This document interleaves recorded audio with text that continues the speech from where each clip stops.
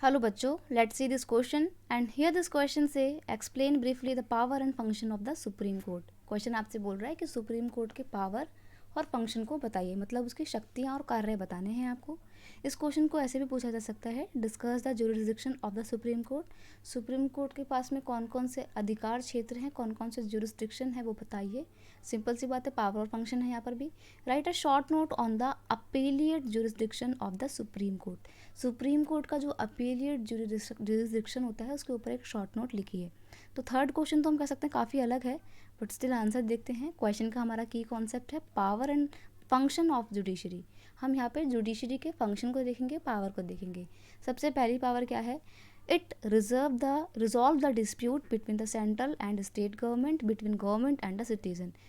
Central government और state government के बीच के जो झगड़े होते हैं उनको रिजॉल्व करता है। जनता और सरकार के बीच में जो झगड़े होते हैं उनको रिजॉल्व करता है। लोगों के आपस में जो झगड़े होते हैं उसको रिजॉल्व करता है। और जो अलग अलग स्टेट गवर्नमेंट के बीच के झगड़े होते हैं बेटा, इनको भी रिजॉल्व करता है। सुप्रीम कोर्ट सारे झगड़ों को सुलझा देता है। नेक्स्ट है, since it is the apex court. Apex court का मतलब होता है कि ये हमारी कंट्री का सबसे मेन कोर्ट है, मुख्य कोर्ट है, सबसे शीर्ष पे बैठा हुआ टॉप मोस्ट लेवल का कोर्ट है। That's why it control all the judicial administration of the country. तो एक काम ये है कि क्योंकि सर्वोच्च कोर्ट है, ये सर्वोच्च न्यायालय है ये भारत का, तो भारत का जितना भी जुडिशियल एडमिनिस्ट्रेशन होता है वो कंट्रोल करता है ये। नेक्स्ट है, it also heard the matter which the president refer to it in its advisory role.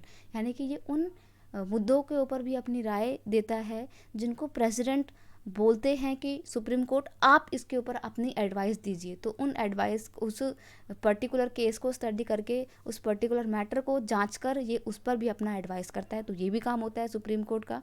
Next है, supreme court hears the appeal against high court and decision, high court decision. Okay, तो ये यहाँ पर ये appellate jurisdiction की power आ गई यहाँ पे कि अगर सुप्रीम कोर्ट को लगता है कि उसके नीचे की जो अदालतें हैं, हाई कोर्ट और डिस्ट्रिक्ट कोर्ट, इन्होंने अपना फैसला ठीक से नहीं दिया है, यानी इनका डिसीजन सही नहीं है इस केस के रिगार्डिंग, तो फिर सुप्रीम कोर्ट उस मुद्दे को अपने पास ले सकता है और उस पर्टिकुलर केस की अपील सुप्रीम कोर्ट में की जा सकती है एंड देन फिर सुप्रीम कोर्ट में उसकी सुनवाई होगी।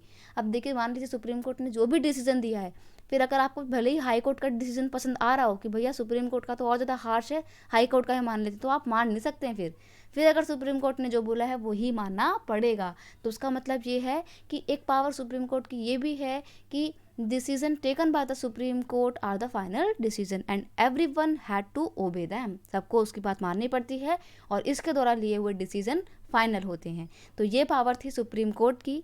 I hope you understand it well. Best of luck.